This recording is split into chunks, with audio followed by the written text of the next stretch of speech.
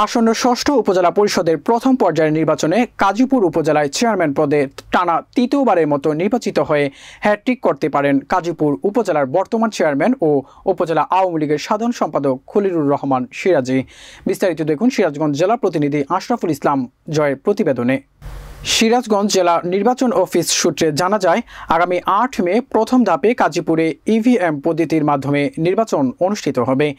গত 15 এপ্রিল নির্বাচনের জন্য মনোনয়নপত্র দাখিল করেন বর্তমান কাজীপুর উপজেলার চেয়ারম্যান ও উপজেলা আওয়ামী লীগের সাধারণ সম্পাদক খলিলুর রহমান সিরাজী।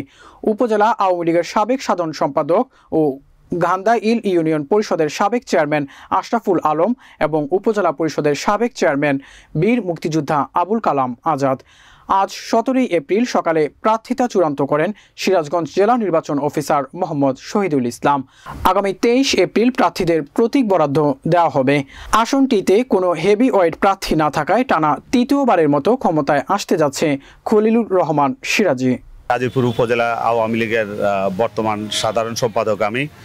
মাননীয় প্রধানমন্ত্রী বাংলাদেশ আওয়ামী লীগের সভানেত্রী জননেত্রী শেখ হাসিনার হাত ধরে সকল সময় মাননীয় প্রধানমন্ত্রীর নির্দেশে এবং আমাদের প্রিয় নেতা প্রয়াত আলহাজ মোহাম্মদ নাসিমের নির্দেশে এবং পরবর্তীতে প্রকৌশলী তানভীর শাকির জয় মহোদয়ের নির্দেশে সকল সময় আমি সংগঠনের কর্মকাণ্ড পরিচালনা করেছি।